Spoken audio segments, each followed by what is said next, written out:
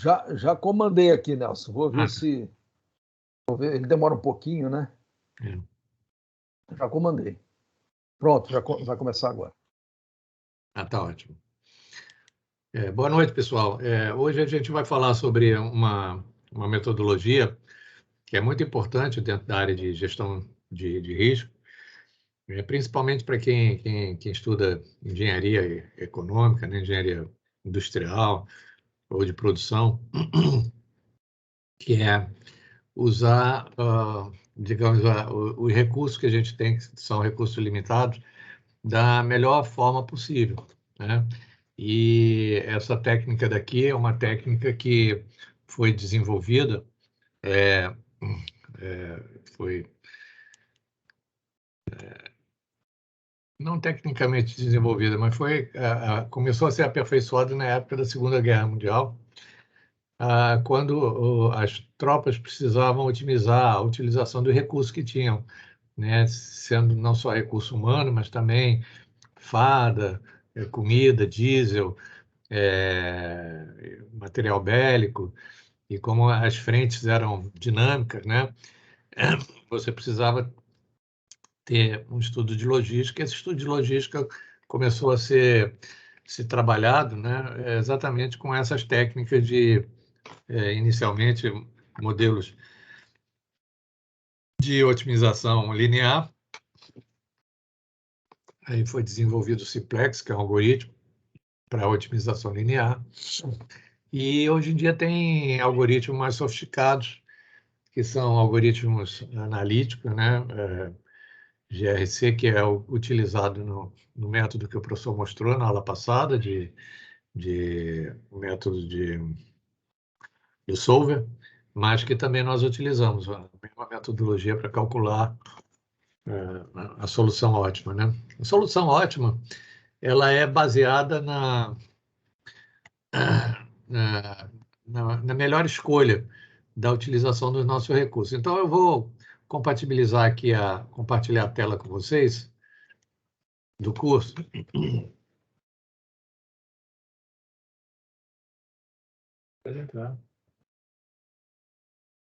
Vou compartilhar aqui a tela do curso, do PowerPoint, tá? Em alguns momentos eu vou sair do PowerPoint para poder entrar no Risk Simulator, porque primeiro vou dar uma introdução para vocês sobre o tema otimização, de um curso até que eu dei o ano passado aqui para o professor, eu tenho ele gravado aqui, e depois a gente vai começar a trabalhar nos exemplos no Risk Simulator. Então, a ideia aqui, quando a gente está trabalhando nesse tema, né, é a gente abordar essa conceituação de uma maneira, digamos assim, acadêmica, né? Vamos mostrar o que é. Então, a ideia é eu mostrar o tipo de modelagem que a gente vai fazer, né? E por que a gente precisa do processo de otimização, né? E quais são as ferramentas que a gente usa, né? Eu vou, inclusive, aproveitar o bizu que o professor deu na aula passada e mostrar também um sistema não concorrente, mas um sistema nativo do Excel, que é o Solver, né? Que, de certa forma, ele compete um pouco inicialmente com o nosso módulo de otimização, só que o nosso módulo de otimização ele tem alguns recursos bem mais avançados que o Solver, né? Então, tem determinados problemas que não é só a gente calcular, achar o ótimo, né, o ponto ótimo, mas também a gente calcular a incerteza que tem em torno desse ponto ótimo, né? E eu vou mostrar para vocês isso, tá? Eu vou passar aqui rapidamente. Isso é só a empresa lá que eu represento, otimização. Então, que a gente está falando sobre a modelagem, né? Então, como é que funciona a engenharia, né? Principalmente engenharia de produção, engenharia industrial. A gente sempre trabalha com modelos, sejam modelos icônicos, né? Ou modelos analógicos, ou modelos simbólicos, né? Hoje em dia, a ferramenta que a gente tem de Excel ou outras ferramentas que a gente tem de simulação, como o MATLAB, e tem outros softwares, por exemplo, que a gente utiliza também, o Maple, e tem outros softwares também que eles utilizam muita simulação. Então, você consegue trabalhar com quase sem precisar fazer modelos de tamanho reduzido, ou modelos analógicos, basicamente com modelos analíticos, né, no próprio computador. Então, aqui o que a gente vai trabalhar é em cima de modelos simbólicos, analíticos, né? Então, basicamente, essa é a ideia do processo. Então, quando a gente está em modelagem, a gente sempre tenta percorrer esse caminho daqui. Então, isso é o que vocês vão estar perseguindo na vida profissional de vocês, né? E como engenheiro de produção, ou mesmo como analista de sistemas, né? Vocês vão estar sempre tentando trabalhar nessa sequência daqui, que a gente primeiro tenta modelar um problema real, um problema que a gente está se defrontando, usa a hipótese para simplificar esse modelo, né? Porque se você quiser modelar a realidade, você não termina nunca de fazer, porque a realidade é tão complexa que a gente não consegue modelar ela. Mas aí a gente vai criando modelos e vai caminhando nessa direção, tá?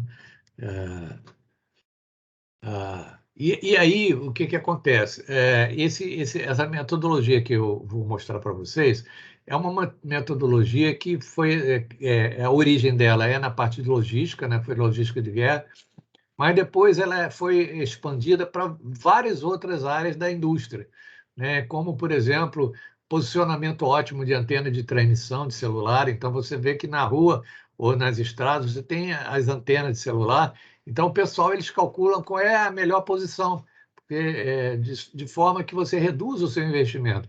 Você pode botar uma antena do lado da outra, a cada 10 metros, mas com isso você vai ter um investimento brutal. Qual é a quantidade mínima de antenas que você deve botar para que você tenha um tráfego razoável, que a a Anatel, ela não vá ali criar problema, né? Então, para isso você faz um modelo de posicionamento de antena e você procura calcular qual é o ótimo do investimento entre você atender o seu público e você conseguir localizar as antenas no melhor local possível, né? Tem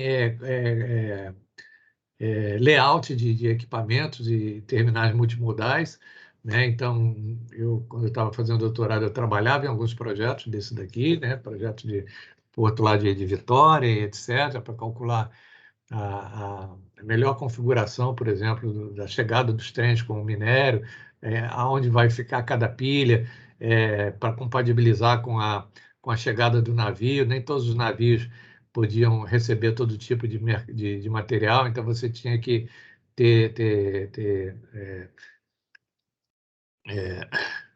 como é que se diz, morrinhos diferentes, de produtos diferentes. A mesma coisa em refinaria de petróleo, por exemplo. Você é uma refinaria de petróleo, ela precisa fazer aquela programação de refino dela em função do óleo que ela está recebendo. Às vezes ela recebe óleo de vários países, vários poços diferentes, com características diferentes. Então, você não faz uma mistura, não faz um blend, você separa esses óleos e aí, quando você vai fazer a batelada daquela quantidade que você tem, você regula toda a sua árvore de Natal, lá, a sua árvore de destilação, para poder trabalhar com aquele tipo de óleo e ter a melhor produção possível. Então, também é um trabalho de otimização, né? Distribuição de rotas e armazéns. Hoje em dia, essa parte de logística, né?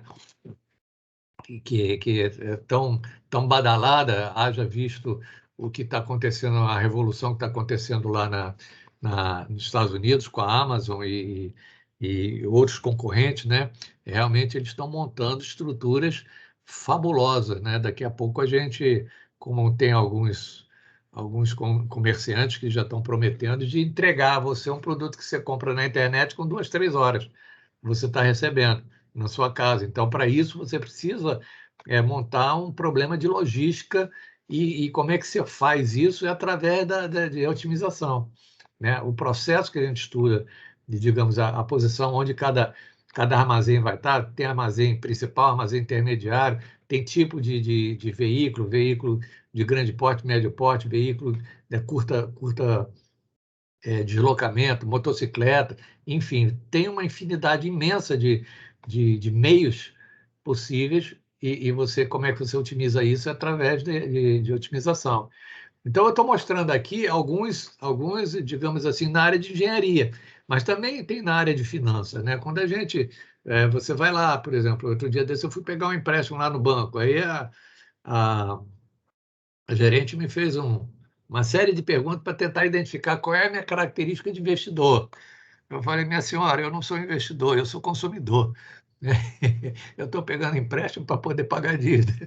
Eu não vou investir, mas de qualquer obrigação do gerente fazer essa pergunta, porque ele quer classificar você dentro de uma certa característica de investimento. Se você é mais agressivo, se você quer botar o seu dinheiro numa carteira mais agressiva, mais conservadora, então, através de um questionário, você se enquadra dentro de um padrão, e aí o que acontece? O próprio sistema te direciona para carteiras diferentes. O banco normalmente administra vários tipos de carteiras que têm um risco maior, um retorno menor, um retorno maior, um risco menor e um retorno menor, está entendendo? Mais conservadora, mais agressiva. Então, dependendo da sua característica, ele te posiciona dentro daquele ali. Como é que a gente faz a conta dessa composição dessa carteira? É através também de modelos de otimização. Então, nós temos aqui diversas utilizações desse tema que eu vou estar apresentando para vocês hoje. E depois eu vou mostrar como é que a gente faz isso no Risk Simulator, tá? Que é uma ferramenta que vai estar disponível para vocês, né? Através de um convênio aí da universidade com o grupo de gestão, né? E vocês vão ter a possibilidade de estar usando essa ferramenta aí não só nas matérias que vocês vão fazer dentro da área de gestão de risco, mas também, eventualmente, outras matérias na área de industrial, se alguém tiver trabalhando aí na engenharia de produção, tá? A grande questão é a seguinte: quando a gente trabalha com otimização, o problema que a gente tem é o seguinte: quando você vai criar uma função, né? Por exemplo, o lucro é uma função, que seria uma função que é receita menos despesa. É uma função, você cria a equação e aí você está contabilizando o lucro. Essa é uma conta boba de fazer, né? Você não precisa espremer muito sua cabeça. Mas, às vezes, o teu modelo não tem só receita e despesa, tem 20, 30 variáveis diferentes, que cada uma vai estar variando para um lado, né? Então, não é digamos, uma análise tão boba como, por exemplo, esse gráfico aqui da esquerda, o gráfico A, você identificar onde é que está o máximo disso aqui, onde é que está o mínimo, se o seu objetivo é encontrar o mínimo ou o máximo, né? A gente vê nitidamente aqui que tem dois máximos e tem dois mínimos nessa função dentro do domínio que eu estou analisando aqui. Então, são coisas que a gente usa em otimização. Então, otimização, o que é o domínio? Tá? Para que a gente precisa do domínio? Porque se eu não criar um domínio, essa função daqui vai para o menos infinito e vai para o mais infinito. Então, ela não tem fim. Então, se eu for encarar um problema que não tem fim, eu vou passar a eternidade também para resolver o problema, né? Então, uma das primeiras coisas que a gente tem que fazer é limitar o nosso problema, né? Essa limitação a gente faz através das restrições. Então, eu estou falando esses termos assim porque para a gente poder entender do que a gente está abordando, né? Então, eu estou com uma função objetiva aqui, que é uma função de uma única variável. Então, tem vários máximos e vários mínimos. Eu quero achar o máximo, por exemplo, o maior máximo dessa função dentro desse domínio aqui que está limitado numa restrição que eu vou estabelecer. Então, a restrição aqui é 126, o máximo do valor da variável, e o mínimo é 0. Então, dentro dessa restrição daqui, eu quero achar o máximo. Eu poderia ter um máximo muito maior aqui, se eu entrasse aqui no eixo negativo. Mas, como eu estou limitando aqui, ele vai procurar o máximo dentro desse ambiente, né? Tradicionalmente, o que digamos, os métodos faziam? Eles faziam percorria a função, que não é uma função tranquila como essa, uma função que tem mais de uma variável, por exemplo, essa função aqui ao lado é uma função que já tem duas variáveis, né? Tem a função, que é o eixo z, né? E tem y, x e y aqui, né? Que são as duas variáveis que estão compondo a minha função objetiva. Agora, você vê o comportamento da função objetiva, ela não é um comportamento muito óbvio, né? Porque você vê que tem um morrinho aqui, aqui tem outro morrete aqui tem outro morro, aqui tem um vale, né? Então, é um tipo de exemplo, né? Que hoje em dia tem vários softwares que fazem esses desenhos aqui, né? Tem o MATLAB, tem o Maple, tem vários softwares que traçam isso daqui, exatamente para mostrar, digamos, a complexidade. Isso está em 3D. Imagine se você tem uma função que está em 4D, 5D, 10D, 20D, e você não consegue nem visualizar isso daqui. Então, para aqui é fácil a gente identificar onde é que está o máximo. O máximo está aqui nesse ponto. O mínimo absoluto está aqui. Tem os máximos intermediários, né? Tem aqui entre um e outro, aqui, ó, tem um mínimo, que a gente chama de função de Sela, né? Que ele sobe para um lado, sobe para o outro e desce aqui. Então, esse daqui é um ponto de Sela, né? Que normalmente é também estudado. Tem outro ponto de Sela aqui. Então, a gente pode identificar isso daqui visualmente. Mas se a gente está num ambiente que a gente não consegue identificar visualmente, como é que a gente faz para calcular isso daí? A gente vai lá na matemática tradicional, né? A matemática tradicional diz o seguinte: quando você faz a derivada, mesmo que seja uma derivada parcial, aqui a derivada é uma variável só, é fácil de você derivar. Então, você vai derivando aqui, quer dizer, aqui a derivada positiva, tá vendo? Se você deriva essa função aqui, ela dá uma função positiva. Quando você chega nesse ponto daqui, a derivada fica igual ao eixo do x, né? A tangente fica igual ao eixo do x, então significa que eu estou com a derivada é zero. Então, quando está no zero, eu posso estar num ponto de máximo ou num ponto de mínimo. Então, se eu derivo essa função daqui igual a zero, eu vou encontrar ponto de máximo e ponto de mínimo. É fácil achar isso daqui. Nessa daqui, já eu tenho que fazer a derivada parcial. Então, eu derivo em função de x e eu derivo em função de y. Normalmente, a gente usa uma matriz, chamada matriz de Lagrange, né? Legendre. E aí, eu começo a trabalhar não só mais com uma função linear, e sim com uma matriz de funções, de derivadas, né? E aí eu vou achar o ótimo, eu já entro lá em álgebra linear, onde as minhas matrizes são os derrons da função derrom de x e derrom de y, né?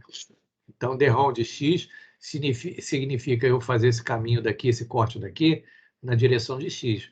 Então, por exemplo, quando eu faço a variável derrom de x, o que eu estou fazendo? Eu estou fazendo uma linha, né, que vai em paralelo com o eixo x. Ele vai percorrendo essa função e ele vai encontrar um máximo aqui. Então, ele grava isso numa matriz, vai encontrar vários máximos conforme eu vou fatiando assim. Depois eu fatio ao contrário. Eu fatio assim, na direção de x. E aí, com essa matriz aqui, eu consigo encontrar esses pontos de máximo e de mínimo. Essa é uma técnica, digamos assim, uma técnica para a gente visualizar o que é o processo de otimização. Tá? Então, aqui tem esse gráfico, exatamente isso, né? O processo de otimização é sempre isso. Então, qual é o grande problema da gente trabalhar com otimização? A gente tem dois problemas que a gente precisa resolver, que são os mais difíceis. Primeiro, é como que a gente monta a função objetiva. Né? A função objetiva, no caso desse daqui de 3D, é uma função é um f de x e y, né? E é uma equação que está em função desses duas variáveis daqui, que dá, por acaso, essa figura daqui. Poderia ser uma coisa bem mais sofisticada, bem mais complexa, em vez de ser x, y, é x1, x2, x3, desculpa, x10, e a minha função tem muitas variáveis e está numa dimensão que eu não consigo visualizar, e só na matemática que eu consigo trabalhar. Então, essa daqui é a maneira da gente estudar. E a outra coisa que eu preciso definir, quando eu estou trabalhando com otimização, são os meus contornos, né? Até onde eu vou nas minhas análises, por exemplo.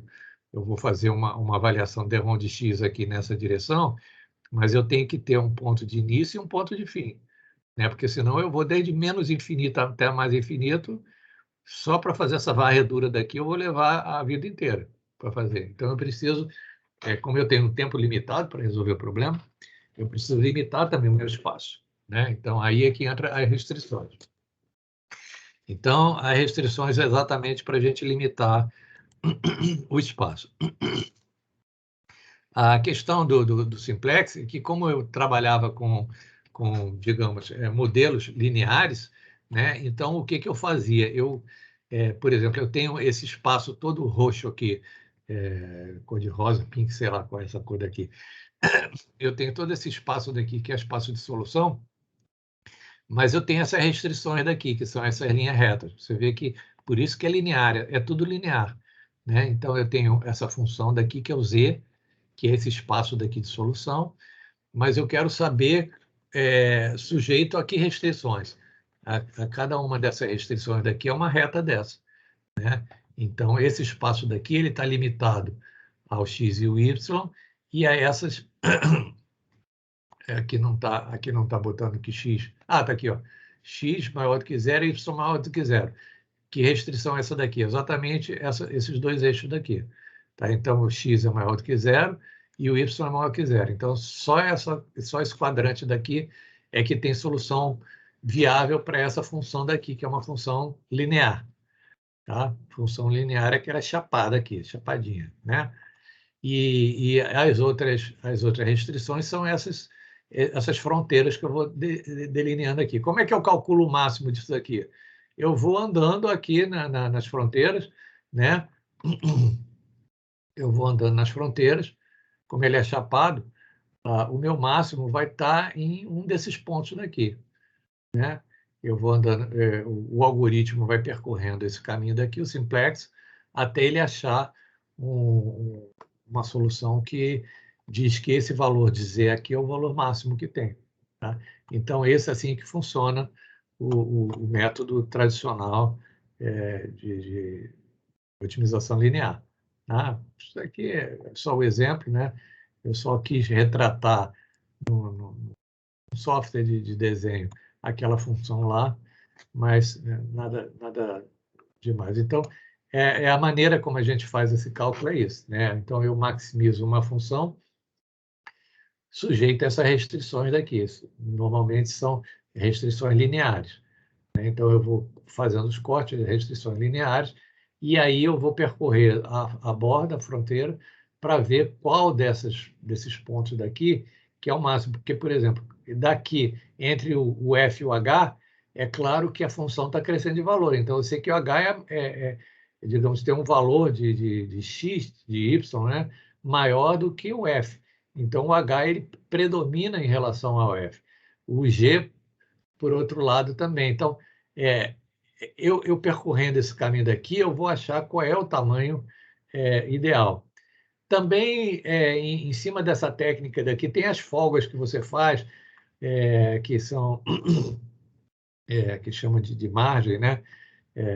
Região de sombra. Quer dizer, tem toda uma técnica aqui que a gente usa muito quando está fazendo programação linear, né? E algumas conclusões a gente pode fazer. Por exemplo, eu participei de um modelo na Alemanha, alguns anos atrás, aliás, no início da década de 90, né? A gente trabalhava com programação linear lá na Alemanha e para calcular o modelo ótimo de energia do Brasil. Então, era um grupo lá, junto com outros especialistas da Petrobras, de outras empresas do setor energético do país, montando um modelo de otimização linear.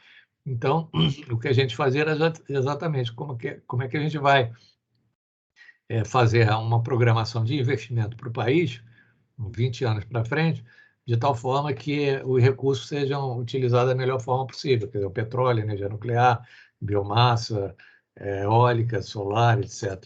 Quer dizer, todas as energias. Então, esse modelo foi feito lá no início da década de 90, eu tive a oportunidade de participar, e a gente usava essa ferramenta daqui.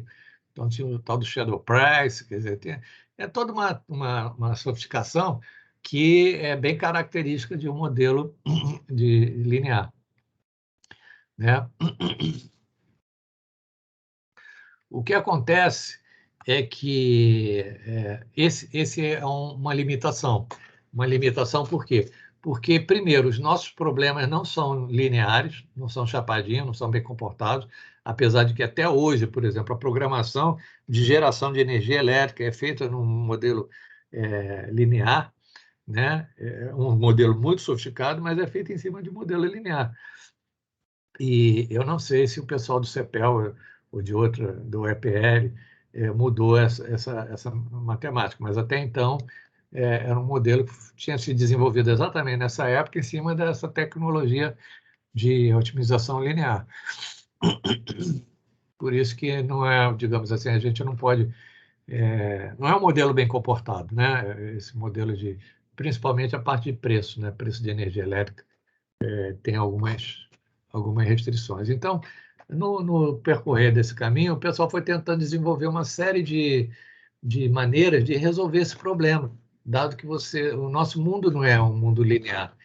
Então, como é que a gente faz? Uma das técnicas que tem é a técnica de algoritmo genético, né? Onde a gente combina cromossomos, né? E joga esses cromossomos dentro do universo que a gente está trabalhando, aquele universo que é limitado, mas é o universo, e a gente vai aperfeiçoando esses cromossomos até a gente encontrar um cromossomo que ele não consiga melhorar o resultado mais. Então, aí você achou o resultado ótimo. Cada cromossomo desse é uma variável. Então, digamos, você tem aqui um cromossomo com 1, 2, 3, 4, 5, 6 elementos, significa que você está com um problema que tem 6 variáveis.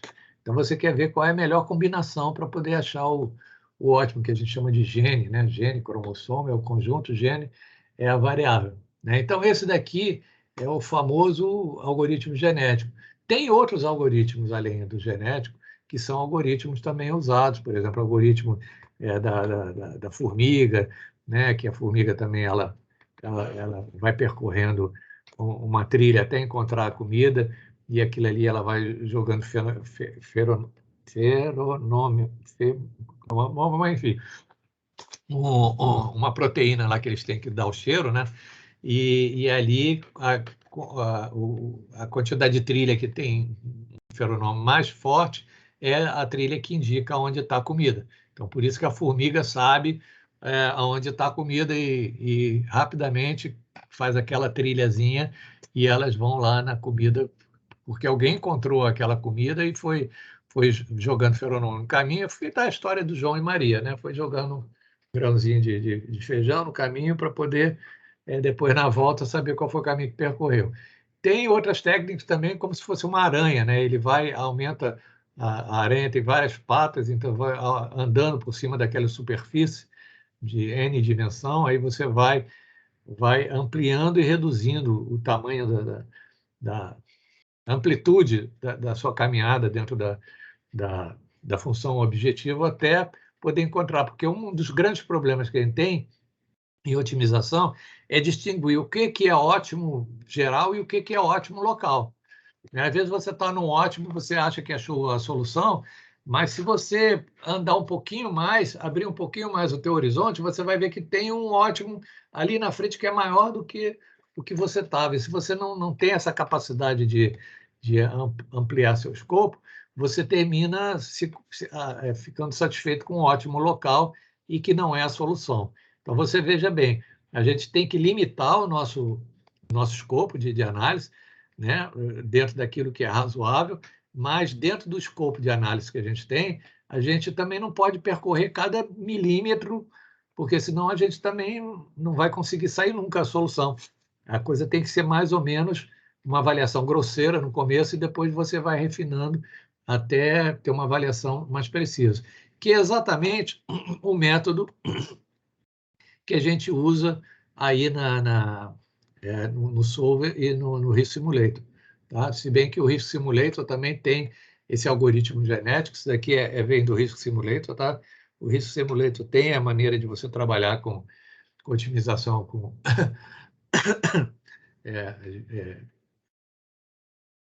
esse algoritmo daqui, não é o único algoritmo que tem, mas é o que tem lá no Risk Simulator. Se você quiser outros tipos de algoritmo, aí você vai ter que entrar em programação, né? E já tem software que tem outros modelos, né? A gente mesmo lá no laboratório, lá na PUC, a gente desenvolvia modelos, inclusive modelos com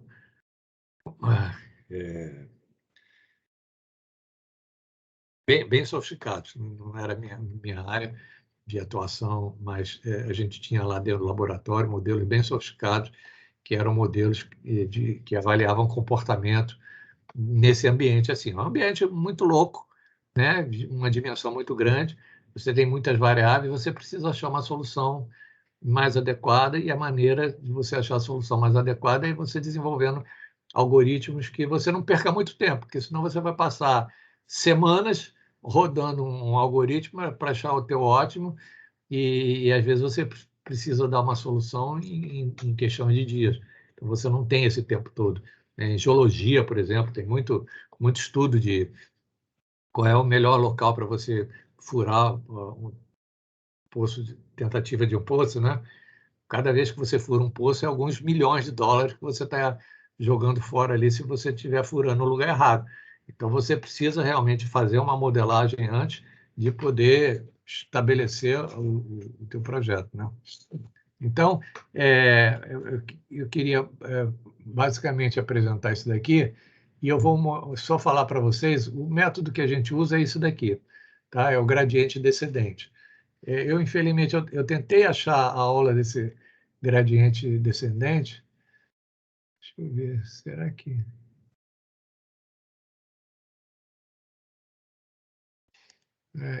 eu dei essa aula para o professor, mas eu não encontrei hoje para abrir para vocês. Eu acho que até esse endereço daqui, que eu estou com gradiente descendente, curso de estatística básica. Ah, está aqui. Bom, mas a ideia é o seguinte, se lembra que o gradiente descendente eu quero achar o mínimo. Então, é fácil nessa curva aqui eu achar o mínimo. Então, o gradiente descendente é uma fórmula que eu tenho um sistema de amortecimento, eu estou aqui nesse ponto, aí eu percorro, vou aqui para esse ponto. Aí ele vai avaliar, bom, eu subi ou desci? Ah, se eu desci é porque tem um ponto de mínimo entre um. Aí ele inverte o sinal, joga para a esquerda, direita, vai que nem ping-pong, e vai diminuindo um lambda, que é um lambda que vai diminuindo exatamente o impulso que você vai de um canto para o outro, até encontrar o mínimo. Só que esse daqui, por exemplo, se você está no mínimo local, e aqui na frente tem um mínimo global, logo aqui adiante, você encontrou o mínimo local, mas você não pode ficar satisfeito com isso. Aí você tem que retornar ao seu algoritmo e começar a ampliar de novo. Aí você, em vez de reduzindo o tamanho do salto, você vai aumentando o tamanho do salto, até ver se, por exemplo, tem um máximo aqui que te joga para um outro vale. Aí você caiu no outro vale, aí você começa a fazer o descendente de novo, para ver se esse mínimo que você achou aqui é menor do que esse outro mínimo. Então, do ponto de vista de algoritmo, é esse daí, tá? Agora vamos lá para o Risk Simulator. Eu vou mostrar aqui na tela, depois eu vou entrar no Excel para a gente ver ao vivo como é que essas coisas acontecem. Agora, só para vocês se ambientarem aqui no que a gente está falando de otimização. Então, quando a gente instala o Risk Simulator, ele abre esse conjunto de ícones aqui dentro do menu do Excel, menu dentro do Risk Simulator, tem esse conjunto de ícones aqui, e esse ícone daqui é o ícone que trabalha a parte de otimização dentro do Risk Simulator. A gente também tem a parte de otimização dentro do Excel, que é o solver que o professor mostrou na última aula, né? A gente pode abrir esse trabalho tanto nessa borda aqui, como a gente pode vir aqui no primeiro ícone, que é na lista vertical, e entrar em otimização. Aqui, otimização, se vocês virem, eu tenho várias metodologias aqui dentro de otimização. Eu tenho essa otimização, que é a otimização genérica que eu utilizo. Eu tenho otimização por algoritmo genético, que é aquela que eu mostrei anteriormente, busca de método, que é parecido com aquele sistema do Excel, só que o desenvolvedor lá do software disse, às vezes a pessoa não consegue encontrar dentro do Excel onde é que está aquele seeker, né? Procurar um objetivo. Então, se ele tiver dúvida como é que ele acha, ele pode vir aqui no Risk Simulator, que ele vai ter o mesmo tipo de trabalho, com uma variável ou com mais de uma variável, tá? Então, aqui, quando a gente está trabalhando com otimização, a gente trabalha com três objetivos, né? Três grandes temas. É aquilo que eu falei. Primeiro é a função objetiva. Então, a função objetiva é aquele contorno lá que eu disse para vocês. Tá? Segundo, é a restrição. Eu tenho que criar um limite, porque se eu não criar um limite, o meu algoritmo vai passar a vida inteira procurando uma solução ótima e não vai nunca convergir para lugar nenhum, porque ele vai de menos infinito a mais infinito e a gente não sabe o que ele pode encontrar no outro mundo, no mundo do lado de lá do infinito. Então, é por isso que a gente tem que fazer a restrição do nosso problema. Tá? Então, a gente tem que botar no nosso problema as restrições que a gente deseja. E tem as variáveis de decisão. As variáveis de decisão são aquelas variáveis x, y que eu mostrei. Como é que a gente vai trabalhar? Eu posso trabalhar com variáveis contínuas, eu posso trabalhar com variáveis discretas, eu posso trabalhar com variáveis binárias, 0, 1, né? Então, dependendo do tipo de problema que eu estou formulando, eu tenho que especificar como é que é essa variável de decisão. Inclusive, dentro do Risk Simulator, por isso que o Risk Simulator ele é mais poderoso que o Excel, eu posso trabalhar tanto com o processo tradicional de otimização que a gente chama de otimização estática, que é o mesmo sistema e ambiente que o solver trabalha, mas eu posso trabalhar com outro tipo de otimização, aonde, em vez de eu usar variáveis determinísticas, né, eu posso usar estatísticas. Então, por exemplo, eu posso usar estatística do tipo intervalo de confiança, variância, assimetria. Então, boto dentro da minha equação, da minha função objetivo, eu quero, por exemplo, otimizar, minimizar a simetria. Então, eu tenho um problema que vai alterando a simetria da minha distribuição. Então, eu quero achar uma solução que a simetria seja a simetria menor possível. Então, eu posso colocar o item de simetria dentro da minha função objetivo. Então, para eu fazer isso, eu preciso antes calcular a simetria. Como é que eu calculo a simetria? Eu rodo primeiro a otimização, aí eu levanto as estatísticas, aí depois eu pego essas estatísticas, coloco na minha função objetivo, aí eu rodo a otimização, que é aquele gradiente descendente que a gente mostrou lá. Né? Só que ele calcula isso muito rápido, você nem percebe. Né? E tem um terceiro modelo, que é um modelo, digamos, mais realista, porque mesmo aqui na otimização que eu uso a simulação, o meu resultado é um número, é um valor determinístico. Mas a gente sabe, no mundo real que a gente vive, que não existe nada determinístico. A gente sempre tem dúvida sobre qualquer solução, qualquer resultado. Então, aí é que entra o tal chamado otimização estocástica. Otimização estocástica é que eu rodo a simulação, depois rodo a otimização, depois eu rodo a simulação. Como eu não tenho uma semente, né, de simulação, uma semente fixa, cada vez que eu rodo a simulação, aquilo que o professor estava falando, eu tenho uma solução diferente. Não foi na aula passada. Cada vez que eu rodo a simulação, eu tenho uma solução diferente, exatamente por conta do meu algoritmo, né, de simulação, de geração de números aleatórios. Então, como eu estou rodando várias simulações aqui, na hora que eu vou fazer otimização, eu tenho várias otimizações também, em torno de um número. E essas soluções de otimização, eu posso retratar ela como se fosse um histograma. E aí eu não tenho mais uma solução estática, e sim eu tenho uma distribuição de probabilidade, que é a minha solução de ótimo. Né? Eu não tenho mais um ótimo determinístico, eu passo a ter um ótimo estocástico. Então, são esses três métodos aqui que tem dentro do Risk Simulator, e o Excel ele só aborda esse primeiro aqui. tá? Que é o tradicional.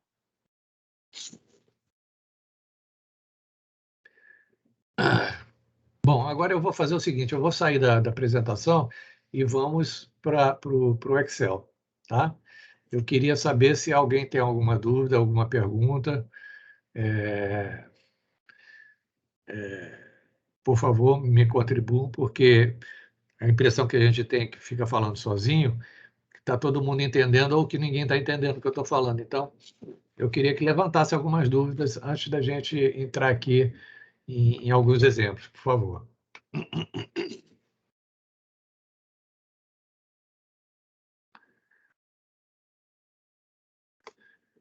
Eu estou sozinho no mundo? Foi todo mundo abduzido? Não, professor, não tem nenhuma dúvida. Então tá bom. Tá ótimo. Porque esse assunto não tem nada de sofisticado aqui, né? Para mim, o mais difícil é a gente montar a função objetiva. Esse é o grande trabalho que vocês, como engenheiros ou como especialistas em modelagem, né, vão ter que fazer, é montar a função objetiva. Montada a função objetiva, as restrições não é tão complicado, tão complexo assim para fazer.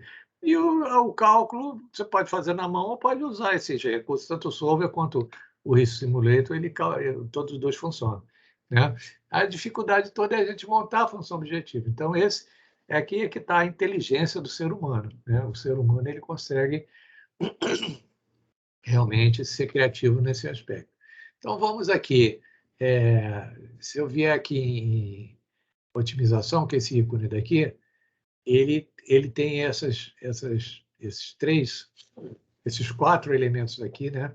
Que primeiro aqui eu vou dizer qual é o tipo de otimização que eu quero, se é aquela primeira, segunda ou a terceira, né? Aqui ele vai dizer como é que eu vou montar o meu modelo. Então, eu tenho uma função objetiva. Função objetiva normalmente é uma planilha que eu escrevo aqui, e o resultado dessa planilha é a função objetiva, né? Então, digamos assim, ao fringe dos ovos, por exemplo, a função objetiva pode ser o VPL, né? de um fluxo de caixa.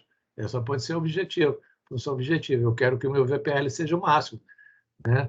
Se eu tiver um VPL não linear, um VPL que tenha vários caminhos aí alternativos e que eu não sei o que pode acontecer com ele, eu posso resolver isso daí também. Então, a outra maneira da gente trabalhar, e aí eu teria que ter montado aqui um problema para poder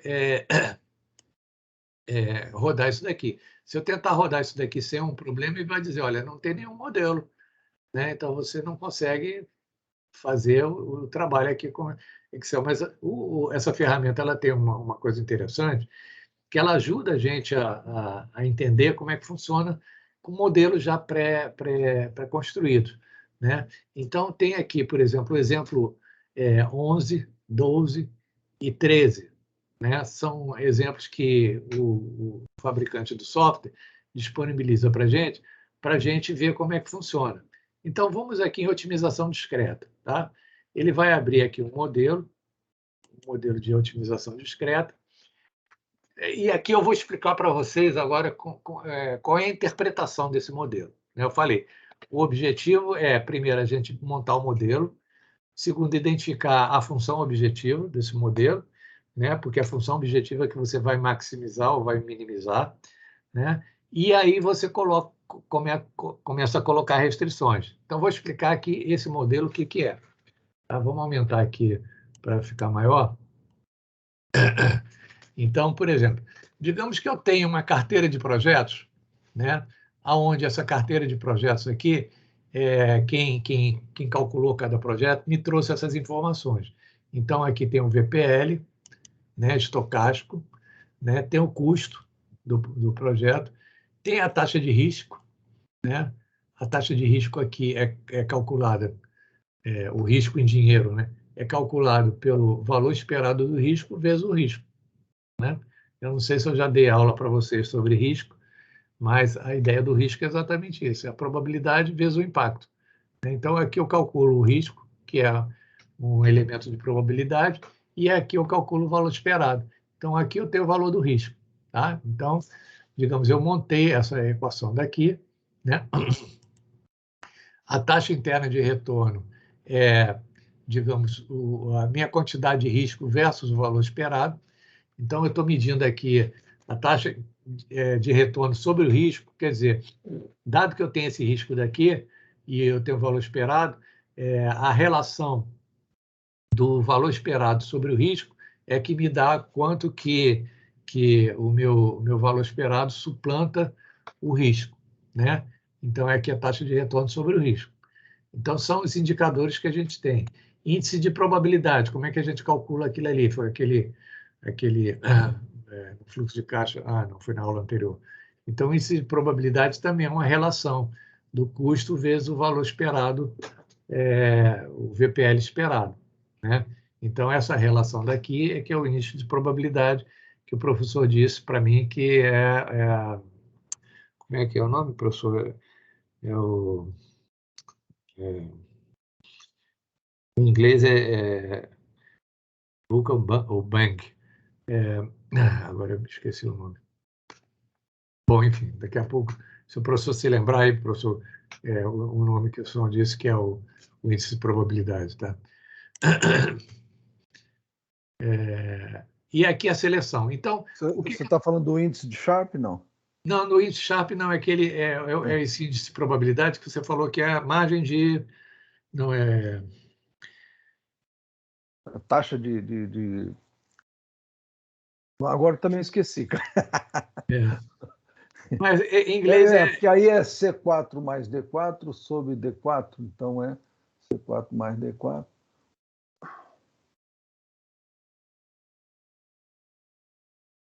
É custo-benefício, né? Exatamente, é isso.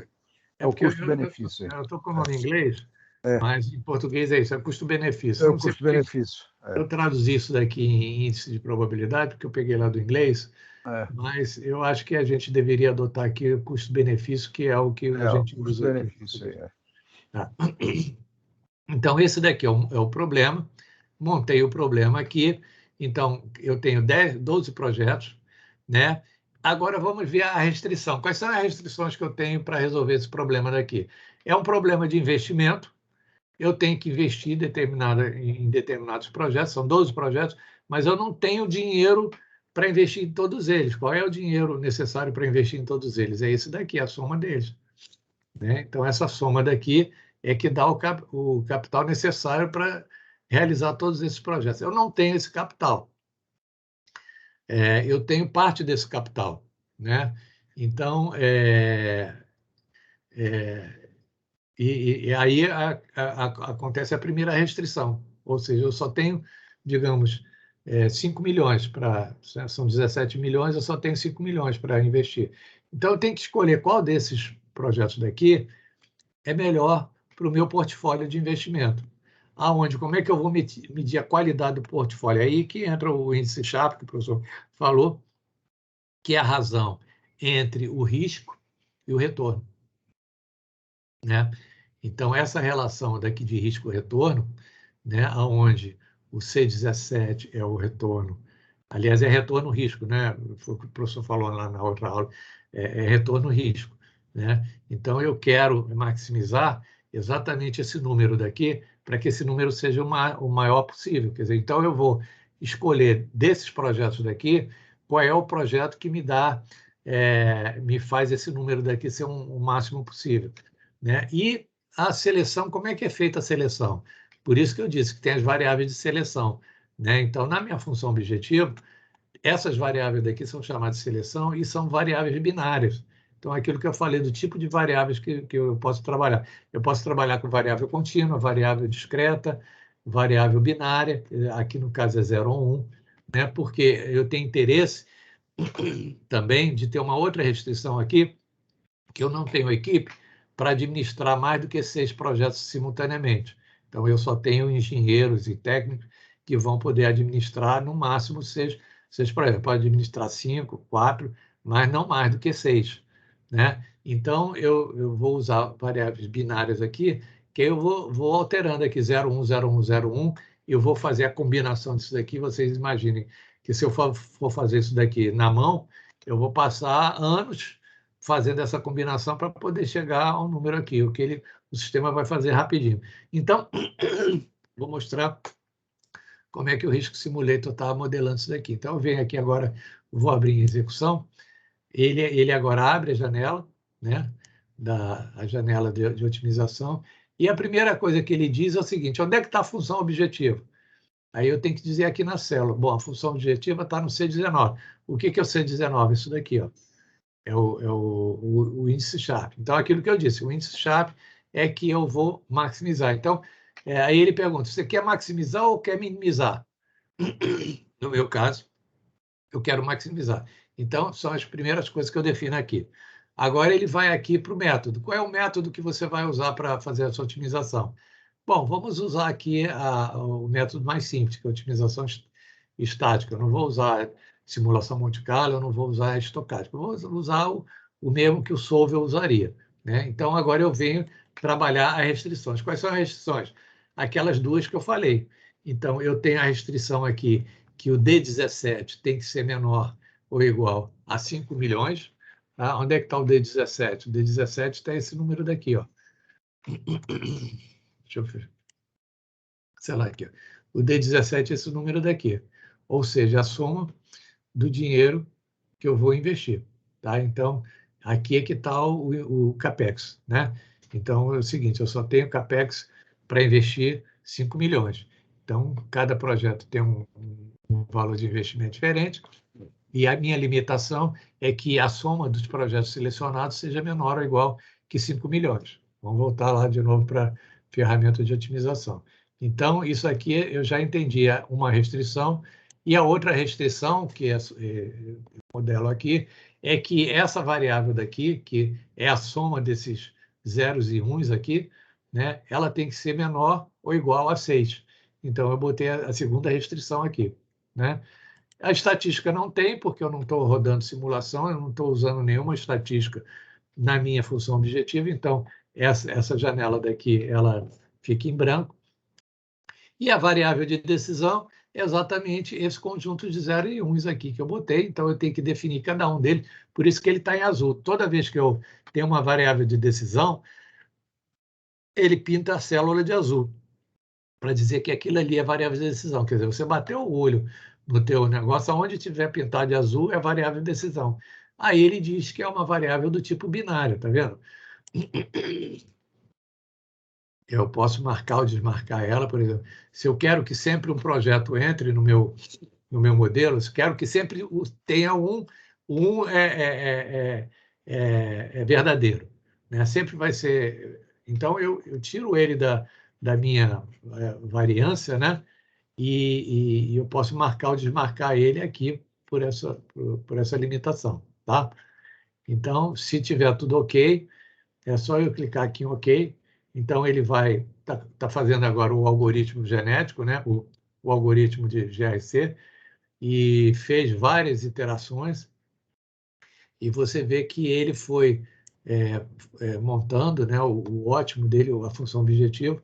Primeiro deu um mínimo, depois foi aumentando, até o momento que entrou em um patamar constante aqui, a partir da 25ª, deve ser aqui 28ª semente, né? Análise, que são vários cenários que ele vai rodando. 28º cenário, ele já, a partir dali, ele já disse, olha, agora eu já encontrei o máximo, não tem mais por que eu ficar rodando, porque eu já encontrei a solução. Aqui abaixo, ele roda todo tipo de análise que ele fez, então tem um histórico aqui, né? Quem quiser se aprofundar nessa metodologia aqui, tem todo o histórico aqui, né? Que ele vai usando, né? Com as restrições, com o algoritmo que ele usa, né? Tem os testes que ele vai fazendo. Aí ele chegou, porque ele tem que entender que, a partir daqui, não adianta ele continuar procurando solução, porque ele já encontrou o ótimo, né? O ótimo desse ambiente que ele está. Então, é só botar aqui substituir. Então, a solução que houve foi o seguinte: ele escolheu esse projeto aqui, o projeto 1, o projeto 4, o projeto 6, o projeto 8, o projeto 11 e 12, essa restrição aqui de 6 projetos. O CAPEX que ele estabeleceu foi 6.700.000, tá? Então, ele diz o seguinte, olha, você vai usar 6.700.000, ainda vai sobrar algum dinheiro aí para você investir em outra coisa, né? Mas para esses projetos daqui, como são projetos, não dá para você fazer meio projeto, né? Outro tipo de solução dá para você fazer meio projeto, aí você não pode usar a variável de decisão 0,1. Mas aqui é o seguinte, ou você faz o projeto ou não faz o projeto, por isso que a variável é binária, né? Então, é esse tipo de otimização inteira, né? É binária, que a gente faz, e assim, isso é que é, digamos, a otimização. Vamos abrir agora um exemplo com outro tipo de otimização. É sempre bom a gente estar trabalhando aqui nos exemplos, porque pelos exemplos, se a gente não tem, assim, não se lembra como é que você faz a modelagem, você pode vir para cá e aí, a partir daqui, você tira como exemplo para o seu problema, né? Seu problema, que é um problema, por exemplo, eu trabalhei em outros problemas, como dizer, a otimização de uma indústria, essa parte de logística, né, de onde você vai colocar os armazéns, né? Aí você vai ter que botar a rota, a distância da rota, onde está o seu mercado. Então, são modelos que a gente vai montando e aí a gente vai criando esse sistema daqui. Isso daqui é só o exemplo para a gente ver o tipo de solução. Então, se lembra que eu falei que no mundo financeiro a gente pode montar uma carteira, né, uma carteira de investimentos também? Então, digamos que isso daqui seja ações que eu estou trabalhando, né? Ação, por exemplo, eu estou querendo montar para mim, para minha aposentadoria, uma carteira que, digamos, me dê a minha fronteira de excelência, minha melhor carteira possível dentro do aspecto que eu estou trabalhando, né? Então, como é que eu vou comprar tantas ações de Petrobras, vou comprar opção, vou comprar ativo do letra do Tesouro, etc. Vou montando a carteira aqui, cada um com o retorno, a mesma análise. O retorno é a volatilidade, né? E como é que eu vou montar essa carteira? Essa carteira agora já não é mais binária, tá vendo? Ele agora tem restrições, e as restrições são contínuas, né? A variável é contínua, mas as restrições estão aqui ao lado. Então, digamos o seguinte, você está trabalhando numa sociedade de previdência, né? Que é obrigada a investir tanto em ativo imobiliário, em fundo de imobiliário, tanto em fundo especulativo, tanto você tem que botar na letra do Tesouro, tanto em CDB, não sei o quê, e isso daí é regido por normas internas ou por lei. Então, você vai colocando essas limitações aqui na alocação mínima e alocação máxima desse ativo daqui. Então, para cada ativo, você estabelece, né, as suas restrições, os seus limites, né? E aí, com isso, você cria uma restrição aqui, é o seguinte, eu quero que todo o dinheiro que eu tenha seja investido nisso aqui. Eu não quero que fique dinheiro parado no caixa. Eu quero que 100% do meu capital seja investido. Então, eu vou comprar parte de ações ou parte de fundo de investimento de tal forma que a soma de todas as carteiras que eu vou estar trabalhando, ela some 100% do meu capital, né? E aí, com isso, eu vou montar minha carteira. Então, da mesma forma, eu estou usando o índice Sharpe aqui, né? Relação retorno, volatilidade, no caso aqui, volatilidade, né? E aí eu quero maximizar isso daqui, para que a minha carteira esteja composta da melhor forma possível. Como é que é essa modelagem daqui? Vou lá no Risk Simulator, abre aqui o modelo, então vamos ver como é que ele montou isso daqui, tá? Então, professor, só para lembrar, que eu acho que foi isso que você queria falar, a coluna H ali, a coluna H, que é a taxa de retorno sobre o risco, é o tal do RAROC, né? Return on Risk, não é isso? É o RAROC, que eles chamam de Rate on Returns on Cost, não, uma coisa assim, é RAROC. Não é isso? Taxa de retorno sobre o risco. Aqui a gente não está usando isso daqui. Mas ali é só o H ali é só para mostrar que você pode trabalhar com Harrock também, né? Acredito, mas não tá usando, é isso mesmo.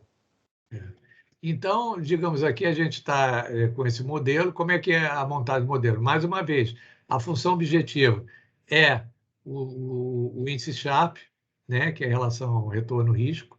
Né? Eu quero ter o maior retorno possível dentro de um risco razoável. Então, eu sou um investidor que eu quero ter essa limitação. Eu poderia ser um investidor que, não quero ter essa limitação de retorno-risco, eu quero ter o maior retorno possível. Então, aí ele é selecionado dentro daquelas limitações ali, de -5 a +35, ele ia escolher primeiro a carteira que desse o maior retorno, depois a segunda carteira que desse o segundo maior retorno, etc.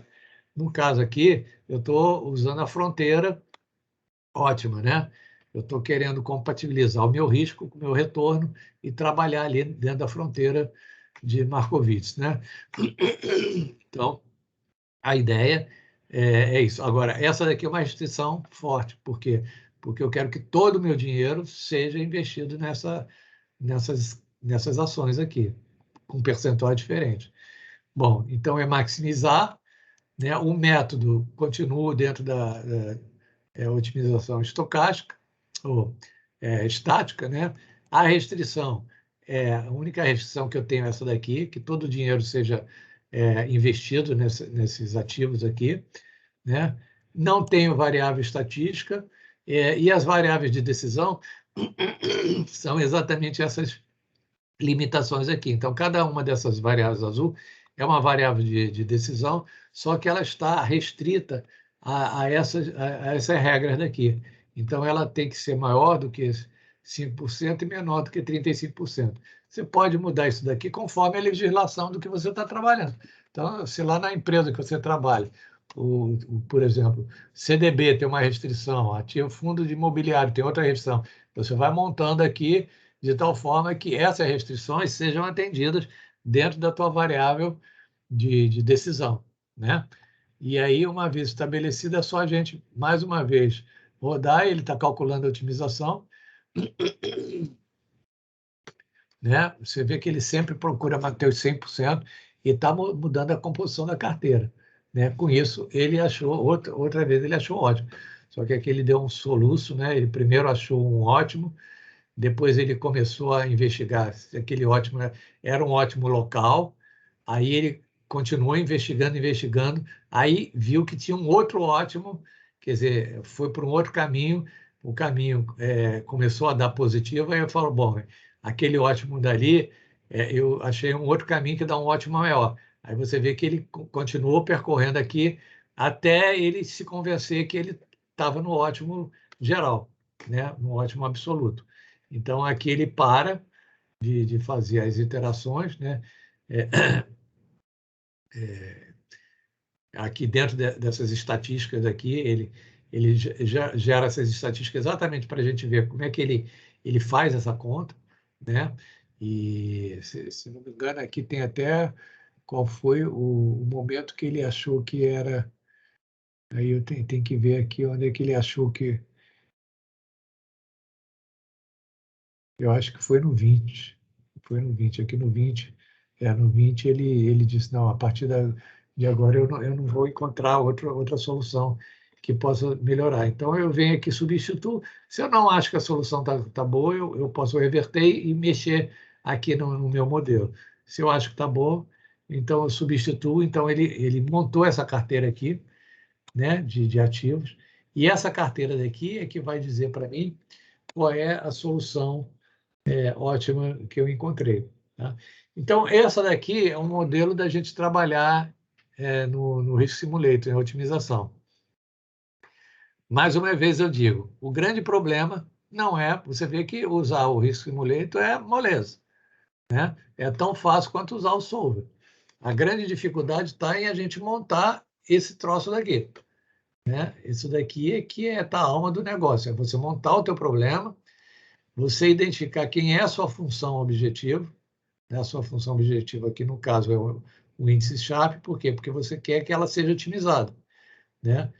As variáveis de restrição, as variáveis de decisão, é fácil a gente identificar, porque exatamente o que a gente quer encontrar são as variáveis de decisão, e aqui são as minhas restrições. Eu tenho restrição na variável de decisão na horizontal e tenho restrição na vertical. Quer dizer, a soma de todos esses índices percentuais aqui tem que ser o total de dinheiro que eu estou investindo. Então, a gente lendo o problema, a gente já identifica as restrições. Tá? Então, professor...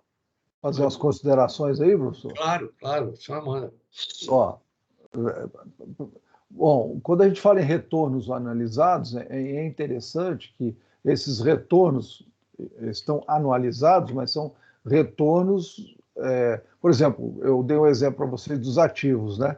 São retornos dos ativos, que calcula-se lá, por exemplo, quando é anualizado, você pode estar calculando a média, né, do retorno, tanto geométrica ou aritmética, né, do retorno durante os meses, ou do retorno mensal, ou do retorno diário, né?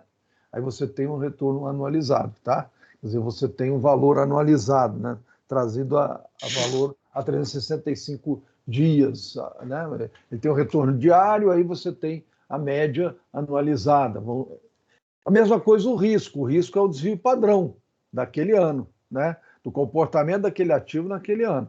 Então é bom vocês... como que eu acho esse retorno? Como eu acho esse risco? O retorno é a média, por exemplo, vamos supor de ações, né? A média das ações anualizadas, né? Então você calcula de um ano, depois calcula do outro, e calcula de vários anos, e aí você acha a média, esse é o retorno anualizado. O risco, mesma coisa, só que você calcula o desvio padrão. Os pesos é a mesma coisa que nós fizemos foi o mesmo conceito. Aí, só que ele põe uma coisa aí que é interessante, que é, olha, no mínimo você tem que aplicar desse ativo, ele usa 10 ativos, né? Você tem que aplicar 5%, e no máximo 35%. Ele poderia dar 0, né? Ele fala assim, ó, não tem essa limitação de alocação, né? Mínima e máxima. Você pode botar qualquer coisa ou não colocar. Aí ele vai escolher a melhor alocação aí dentro dessas todas as locações. Outra coisa interessante que não tem aí, mas pode se calcular como uma restrição, é a correlação, né? A matriz de correlação, que ela poderia ser ela ser colocada ali na taxa de retorno e risco, a matriz de covariância, né? Ela poderia ser um valor, quer dizer, a matriz de variância-covariância poderia ser um valor, como eu falei para vocês, como são 10 ativos, você tem que calcular aquele cálculo matricial, que você pode até fazer no Risk Simulator também, ou pode fazer no Excel. Você calcula e coloca aí como uma restrição, tá? Que não, nesse caso ele não considera, ok? Lá a gente, naquele exemplo nosso do Excel, nós consideramos.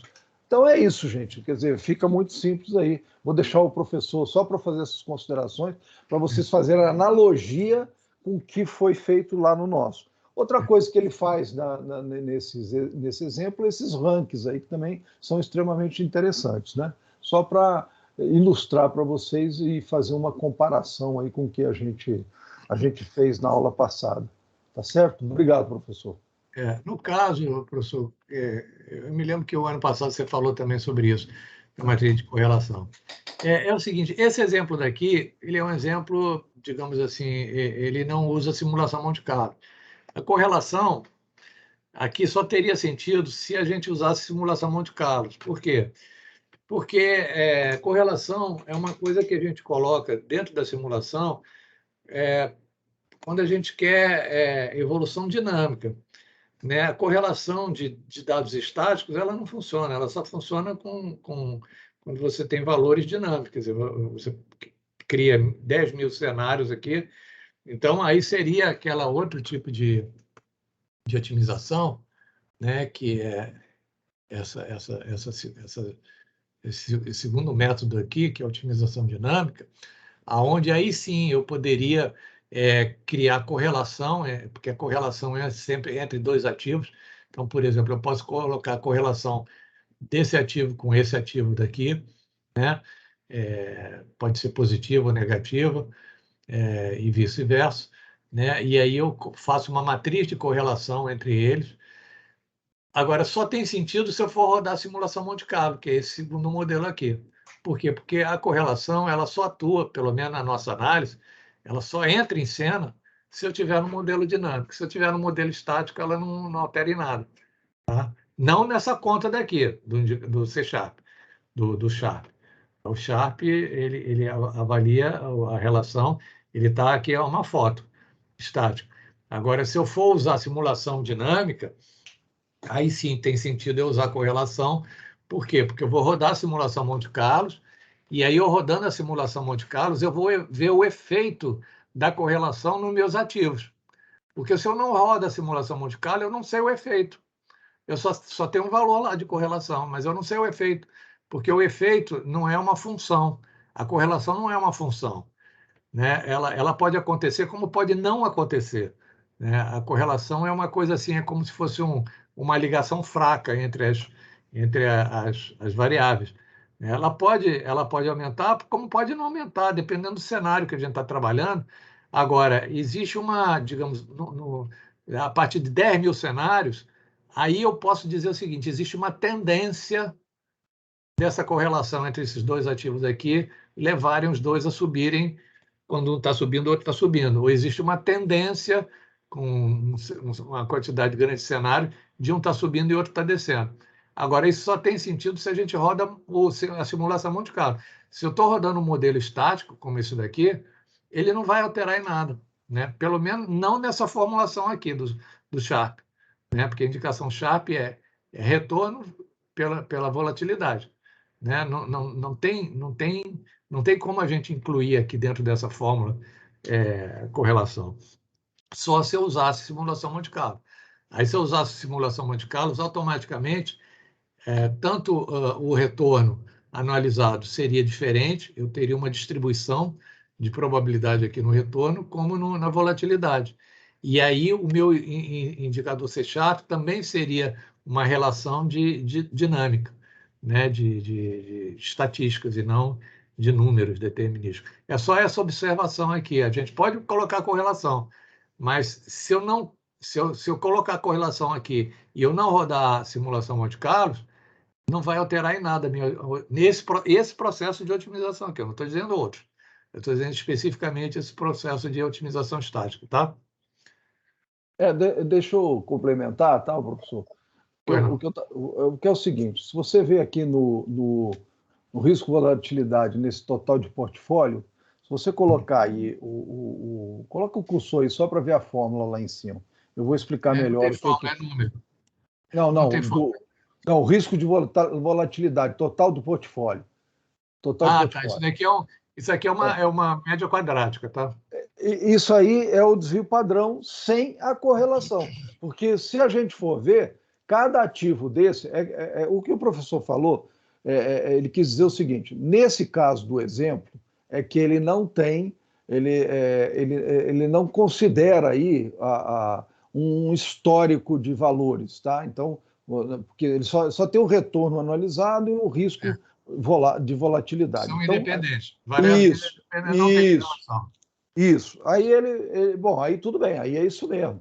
O que eu quis um pouco mais adiante, fazer um raciocínio seguinte: se eu tivesse que calcular esse valor aí do retorno anualizado por uma série de valores do ativo, né? Ativo 1, mesma coisa do ativo 2, quer dizer, você teria uma série de valores, uma base de dados em que você calcularia o retorno e calcularia o risco de cada ativo.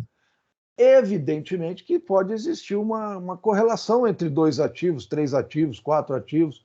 Aí, você, nessa fórmula aí, do total de portfólio e risco de volatilidade, você teria que considerar, isso aí, na realidade, é um cálculo de matriz também, raiz de uma matriz, né? Do cálculo matricial. Só que essa matriz aí, ela não é uma matriz de variância e covariância. Você teria que ter a matriz de variância e covariância se fosse considerar, repito, uma série de dados. O que o professor está falando é o seguinte: só tem sentido quando eu fizer uma simulação. No caso do Risk Simulator, na simulação, aí sim ele faz o cálculo dessa variância, né? Agora, nada impede você for usar esse modelo, você calcular e a hora que você for falar o retorno analisado e o risco da volatilidade de cada ativo, você fazer a matriz de correlação e colocar esse indicador nessa fórmula aí do D17 aí. Nada impede disso, tá? Na realidade, seria o correto se a gente fosse. É que aí, nesse exemplo, ele não está considerando, tá? Ele tem exemplos melhores, que é o caso da simulação lá. Eu só estou fazendo uma analogia ao que nós fizemos ontem, quarta-feira. Essa questão é uma questão, digamos assim, que eu até às vezes eu falo. É porque, por exemplo, quando você coloca aqui dentro a parcela de correlação, né, nesse cálculo daqui que você disse, que eu estou considerando as variáveis independentes, então, obviamente, não tem correlação, então a equação é mais simples, né? Essa é uma maneira da gente simplificar. Antigamente, quando a gente não tinha computador, né, que realmente as pessoas calculavam tudo na mão, aí realmente tem essas soluções de você botar correlação com a variância, você bota dentro da fórmula e tal. Por quê? Porque você não tinha essa facilidade que a gente tem hoje em dia de rodar a simulação Monte Carlo. A simulação Monte Carlo veio exatamente para acabar com essa burocracia da gente estar fazendo a solução analiticamente, né? Em vez da gente fazer uma solução analiticamente, que às vezes é até difícil de calcular, é isso que eu estava querendo falar, professor. Não que esteja errado o método da solução analítica, mas esse método de solução analítica ele é da época que a gente não tinha esse recurso, né? Hoje em dia, a gente não precisa mais fazer esse método analítico, porque rodando a simulação Monte Carlo, ele gera exatamente essa interferência entre as variáveis e já me dá a solução, tá entendendo? Eu não preciso resolver analiticamente o problema. Que aí mas se você não for usar a simulação, se você pegar os dados reais, você não vai usar a simulação. Você não vai usar a simulação, aí você pode usar aí. É só nesse fato, não estou dizendo que eu estou substituindo.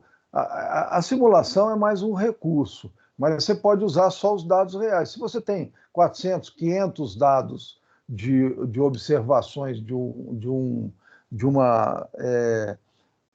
ativo, né, 500, 600 dados de um ativo diários, você vai ter uma matriz de correlação entre uma variável. Vamos supor, vamos pegar dois ativos só. Vamos pegar o ativo Ibovespa, né, o índice de Ibovespa, e vamos pegar o ativo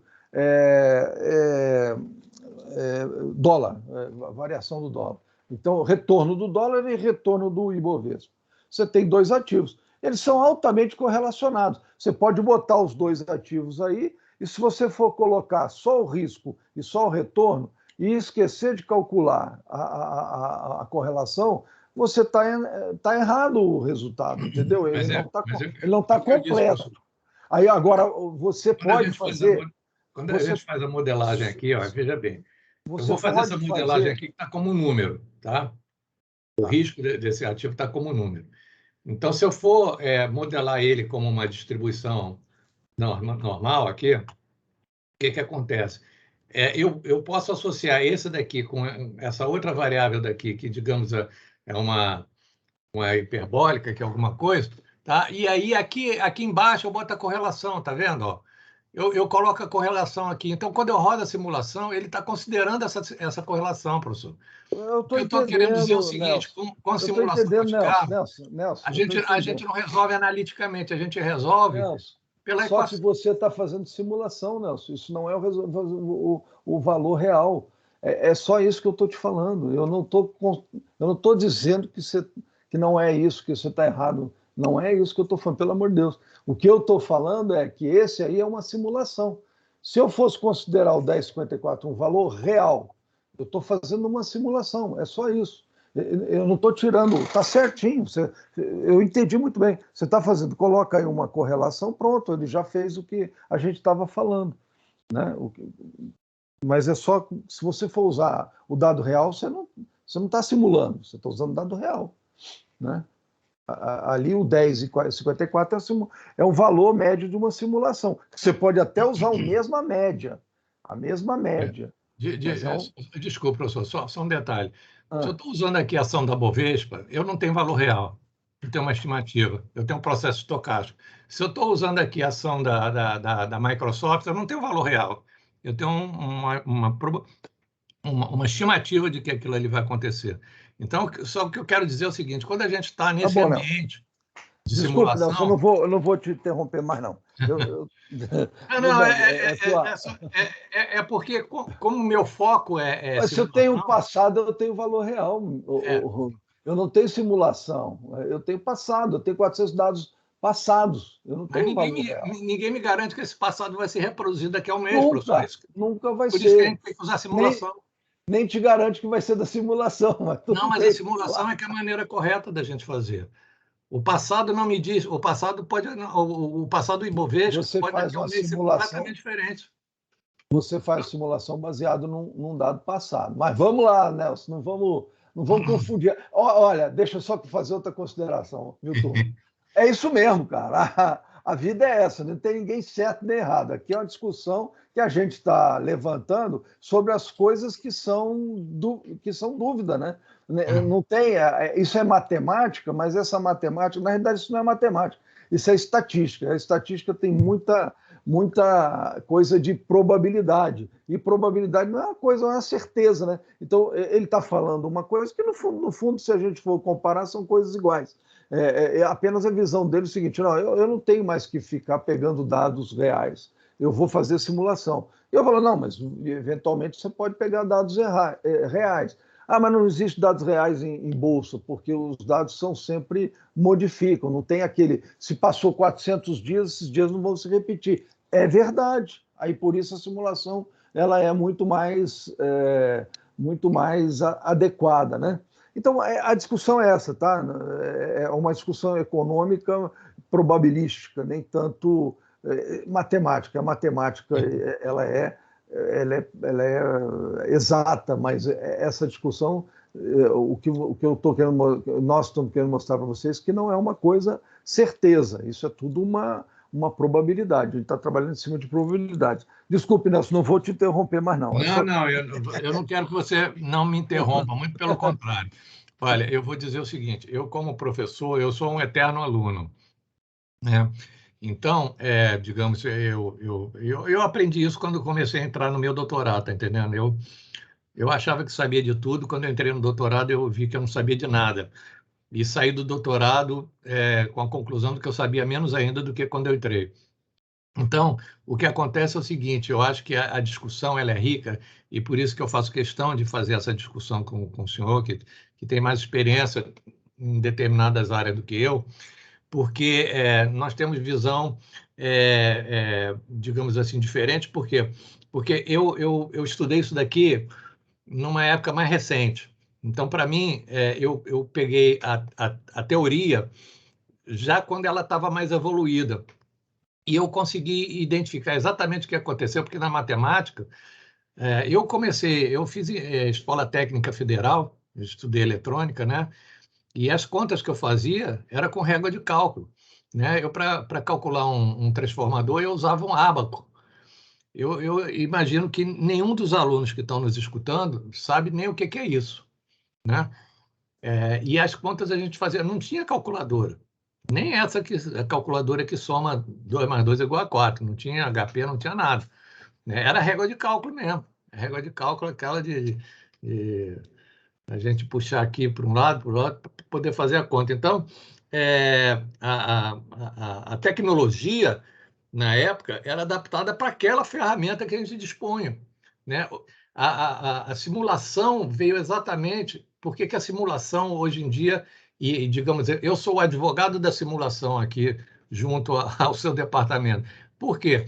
Porque a gente está entregando uma ferramenta que ela está fazendo um upgrade na tecnologia. Então, tudo bem, eu posso fazer a conta da correlação no mundo tradicional, onde eu fazia a conta na mão, ou eu posso simplesmente esquecer isso daí e botar os indicadores de correlação dentro dos modelos que eu tenho. Eu posso usar o GARCH, por exemplo, eu posso usar aquele modelo que eu mostrei de avaliação de um projeto de opção real. Todos esses eu preciso usar conceitos. Mas quando a gente usa simulação, a gente realmente não usa mais aquelas ferramentas que usava tradicionalmente, matriz, otimizar a matriz, achar o determinante, não sei o quê, nada disso, o software faz aqui. Agora, se a pessoa não quer usar a ferramenta que está disponível, ela não usa, ela usa a matemática tradicional, tá entendendo? Apenas o que eu quero dizer é isso, eu tenho, para calcular volatilidade, a gente tem aqui, se vocês depois quiserem uma aula só sobre isso, eu tenho 5 modelos diferentes de calcular volatilidade, né? E nenhum dos modelos são precisos, né? Então, por exemplo, eu quero calcular a volatilidade, ou seja, o grau de incerteza que eu tenho de um determinado ativo, o que vai acontecer no futuro, quem indica o que vai acontecer no futuro é a volatilidade, né? Então, eu posso usar o GARCH. O GARCH tem 8 modelos diferentes de GARCH. Eu posso usar outras ferramentas para calcular a volatilidade. Agora, se eu colocar isso dentro da simulação, é muito mais fácil eu resolver. Então, é só uma maneira mais fácil de resolver o meu problema. Vai chegar à mesma solução, tá? Mas é só porque, como eu rodo a simulação aqui no piscar de olhos, então eu estou vendendo o meu peixe aqui, que é simulação, mas eu não quero dizer que isso que o professor está falando está errado, não, está certíssimo, está corretíssimo. Só que isso daqui era aplicado numa época que a gente não tinha esse recurso daqui, né, que é um recurso de simulação. E a simulação não faz nada mais, nada menos do que fazer essas contas exatamente que ele fazia, só que faz muito mais rápido do que a gente poderia calcular, né, para achar a matriz. Desculpe, tá, professor? Mas eu gosto de vender, eu sou vendedor do meu peixe e eu quero que os alunos tenham a opinião deles também. Não precisa pedir desculpa, não, cara. Só pede desculpa por ter me chamado de velho, mas tudo bem. Não, velho não. Eu acho que eu sou mais velho que você, desculpa. Não. Estou brincando. Vamos lá. Desculpa. Eu tenho mais idade que você. Eu sou da época da regra de cálculo. Não sei se você. Eu também, pô. Eu também. Você acha que eu não fiz coisa com regra de cálculo? Então, pronto. Então, régua de cálculo. Mas eu nem sei mais como é que funciona a regra de cálculo, sinceramente. Depois que eu aprendi isso daqui, meu amigo, eu não quero mais saber de outra história. Tá? Esquecemos, graças a Deus, né? Então, por exemplo, a gente pode tanto fazer essa solução que o professor disse, né? A gente calcular por fora a correlação, né? E montar aqui essa equação, em vez de considerar que as variáveis são independentes, a gente considera elas com correlação, ou a gente pode modelar a correlação dentro da variável. São 2 maneiras que a gente tem. A gente pode fazer analiticamente ou dentro da variável, mas aí a gente precisa rodar um Monte Carlo, simulação. Então, pessoal, digamos, essa técnica daí, se vocês tiverem curiosidade depois, tem outros exemplos aqui que a gente usa exatamente com essa ferramenta que o professor está falando, né? Eu tenho, por exemplo, exemplo aqui de estocástica, por exemplo, otimização estocástica, é aquilo que eu disse, né? Em otimização estocástica, eu tenho modelos.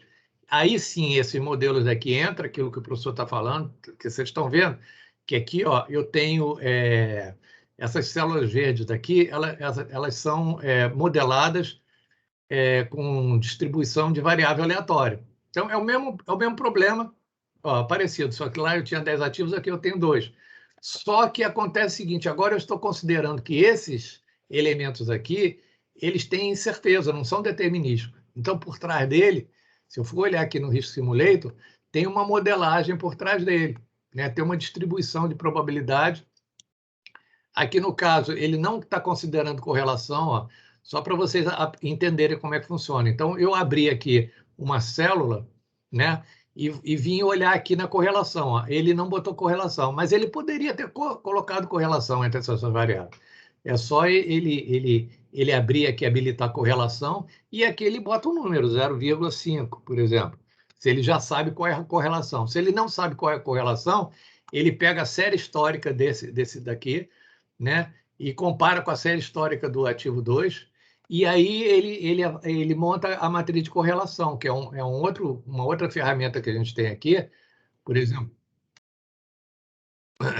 aqui a gente tem uma ferramenta que a gente monta a matriz de correlação. Deixa eu ver se eu acho onde é que está. Aqui, ó, editar correlação. Está entendendo? Então, por aqui, por exemplo, você tem 2 séries.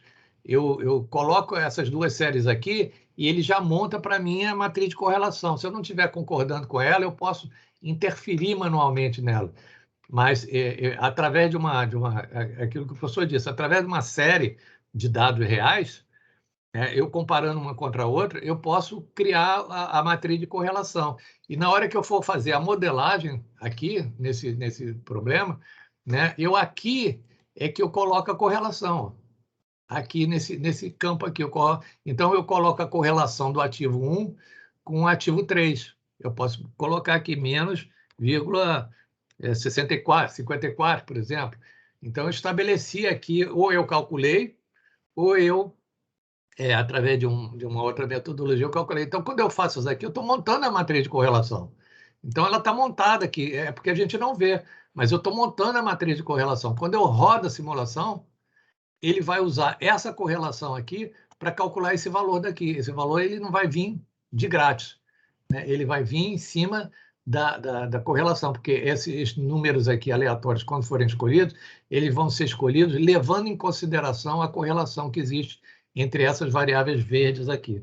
Então, esse tipo de modelagem é que a gente chama modelagem dinâmica, onde eu vou rodar a simulação, né, para poder não só tirar a correlação e outras estatísticas, mas também eu tirar, por exemplo, variância, desvio padrão, eventualmente, se eu for usar isso daqui aqui dentro da célula, que não é o caso, mas tem equações que a gente usa, desvio padrão, por exemplo, variância aqui na função, né? Em vez de ser um valor, certo? Você vai calcular desvio padrão da variável tal. Então, na fórmula de desvio padrão, você vai ter que calcular o desvio padrão. Ele vai calcular o desvio padrão e joga aqui na fórmula. Então, com isso, eu tenho também a mesma otimização, né? Só que tem que aqui eu vou rodar a simulação, a otimização. Agora, essa otimização aqui, como ele tem essa estatística aqui, eu vou rodar a otimização dinâmica. Então, primeiro, o que eu faço? Eu estou rodando aqui, está vendo esses números aqui? Eu estou rodando a simulação. Então, quando eu rodo a simulação, o que ele faz? Ele me levanta as estatísticas e monta a matriz de correlação. Uma vez estabelecido isso daqui, quando ele parar, bom, agora ele rodou a otimização. Você viu que ele fez em 2 etapas. Primeiro rodou a simulação, depois a otimização. E apresentou o resultado. É o mesmo modelo, só que nesse daqui eu sofistiquei um pouco mais, porque eu associei os retornos, em vez de ser determinístico, os retornos agora são variáveis aleatórias que podem ser correlacionadas ou não. No caso aqui, ele não correlacionou, tá? Mas a gente poderia ter, naquela hora que monta a matriz, a gente ter montado uma matriz de valores correlacionados, tá?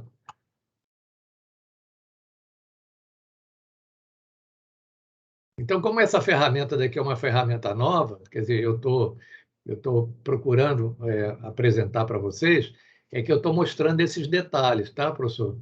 Não é que eu esteja querendo lhe contradizer, não. É só porque é uma maneira da gente tirar proveito dessa ferramenta que está disponível aqui na universidade, né? Não, nem eu tô falando isso, Nelson. Agora você mostrou muito bem, porque essa aqui, veja bem, nessa fórmula final da D11, nesse caso é a D11, quando você põe lá a correlação, que é a dinâmica, óbvio que você está fazendo com a simulação, mas não importa, é bom porque a simulação ela é uma versão dos dados reais. Então eu acho até que seja mais é o que você falou, mais moderno você fazer uma simulação.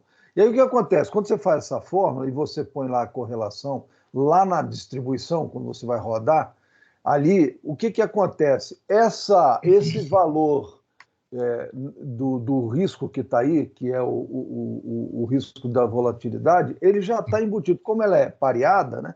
Correlação, valor pareado, é claro que eu não estou vendo o que está programado dentro, mas senão não teria sentido o cara botar aquela opção de correlação. Se ele está fazendo aquela opção, é porque na hora de fazer como é que se diz, a simulação, ele já está considerando isso, e ele já vai considerar dentro do risco ele vai considerar essa correlação aí. Então, como ela é pareada, com certeza... você podia até fazer, você provavelmente vai dar diferente. Deixa eu mostrar onde é que está o pulo do gato. O pulo do gato está aqui, olha. Se lembra que essa aba de estatística daqui, quando eu abri, ela estava sempre zerada? Lembro. Bom, agora o que acontece? Eu não estou usando mais o valor determinístico do retorno, eu estou usando o valor esperado. Isso, exatamente, entendeu? A média. Então, quando eu faço essa soma daqui, na verdade, eu estou fazendo a soma de valores esperados.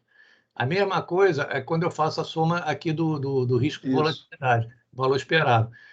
No caso, como não tem correlação, o valor esperado a gente está considerando como se fossem variáveis independentes. Então, elas não têm relação. Mas se na hora da modelagem eu tivesse, por exemplo, na hora de eu modelar isso daqui, eu tivesse vinculado o ativo 1 com o ativo 2 no retorno analisado, através de uma função aqui de uma correlação, tá? Na hora que eu for rodar a simulação, essa soma daqui já vai ser diferente.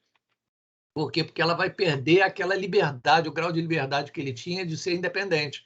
E para um crescer, o outro vai crescer, para um descer, o outro vai descer. Então, no final, o valor esperado vai ser diferente desse que eu estou calculando aqui. Então, se eu tivesse colocado correlação entre essas variáveis, na hora de eu rodar a simulação, como ele está pegando o valor esperado desse, está somando com o valor esperado desse, esses valores esperados estariam modificados pela correlação. Entendeu, professor? Entendi. Eu não sei se seria o valor esperado, mas com certeza o risco de volatilidade seria. Eu não sei se teria diferença no valor esperado. Ele modelou os dois. Ele aqui no exemplo, ele modelou os dois. Ele modelou... Podia até fazer aí para ver o que ia acontecer aí. Só um exemplozinho aí. O que vai acontecer vai mudar só o valor. Porque o que acontece? Eu digo o retorno, sim. O risco, sim. Eu queria ver o retorno. Será que o retorno vai mudar também? Muda, porque ele aqui está usando o valor esperado. Porque ele está fazendo a simulação, né? Ele está esperando a simulação, considerando o outro, né? Pode ser. Exatamente. Na estatística, né? Ele está usando a média, está vendo? Ele poderia usar aqui, por exemplo, eu vou dar 2 cliques aqui. Digamos aqui, eu vou... Não, mas se você mexer aí, com certeza. Eu estou dizendo mexer na distribuição, quando você for fazer a simulação. Aí não. Aí com certeza talvez ele só mude o risco, né? Entendeu? O resto funciona normalmente como é qualquer outro otimização. Isso aí eu não tenho dúvida. Eu estou falando quando você faz a distribuição aí de cada um deles. Mas eu posso fazer a distribuição tanto pela volatilidade... Sim, pois a distribuição da volatilidade. Deixa eu ver aqui. Uma correlação. Aqui também ele não correlacionou, não. No exemplo... Vamos ver se você correlaciona aí, vamos ver. Então aí ele faz até mais do que a gente espera. Ele faz a correlação do coisa e uma simulação, o cara mexendo no retorno de acordo com a correlação dos dois ativos. Fica até mais, como é que se diz? Uma coisa muito mais rica, né? De informação. Mas vamos bota aí, só para a gente... Qualquer um deles aí, o C1 com o C2, aí, o ativo 1 com o ativo 2, como é que ficaria? Vou botar aqui. Correlaçãozinha aí. O ativo 1 com o ativo 1 não tem com 6, tá. Então, qualquer um, não sei, são 2 e 4, né? Como é que é? É o ativo 1 e o 3. Como é que é isso aí? Ativo 1, quer dizer, o C6, deixa eu ver aqui. Não é o C6. O C8 é ativo 1. É o que com ativo 1? Correlacionado o que com ativo 1? No caso aqui é D, então é a letra D, né? Que você está querendo olhar eu só estou querendo, não estou entendendo. Como é que é aí? O C6 é o ativo 1, né? Ativo 1 correlacionado com... você está no ativo 1, né? Eu estou no D6. Eu estou no D6. D6 está aqui. D6, tá. É o risco do ativo 1. Tá? Isso. Então, agora eu vou ver a relação da volatilidade dele isso. com outros ativos. Então, por exemplo, Isso. eu posso botar aqui... O 2, por exemplo. Um 2, por exemplo, eu posso botar aqui que ele... Menos, isso. Menos Ponto 8. Ponto 8. Isso, beleza. Né? Só para a gente ver a diferença de um só. Para aí eu acho que a gente fica mais claro para a gente quando só tem só um. Vamos só isso, roda aí, vamos ver o que dá aí.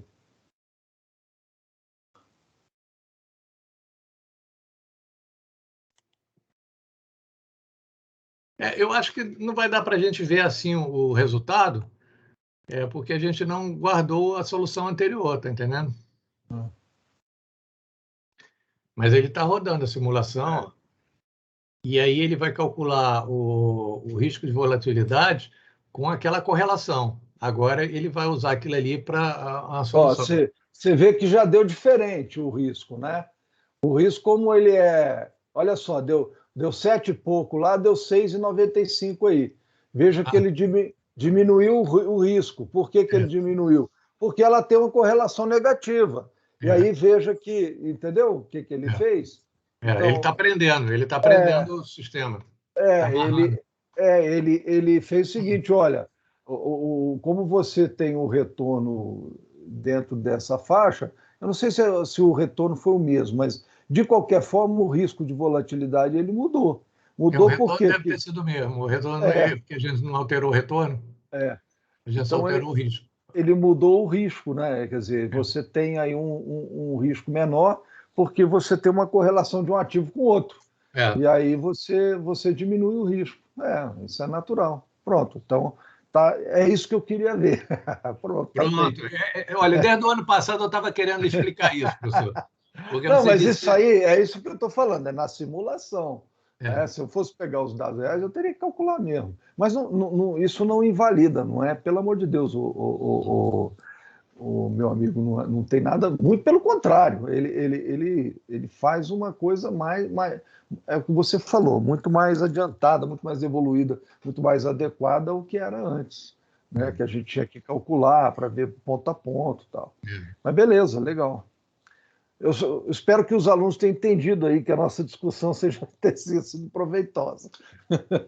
Eu só não estou querendo tirar, porque uma das funções da universidade, da escola, é ensinar o aluno a calcular, tá? E eu estou postulando aqui uma maneira dele resolver o problema sem calcular. Então, claro. Por favor, aprendam ótimo. a calcular para depois usar a ferramenta que calcula para vocês, tá? Porque se você aprender como que as coisas acontecem, você consegue trabalhar melhor a ferramenta, né? A ferramenta fica mais útil, né? Beleza.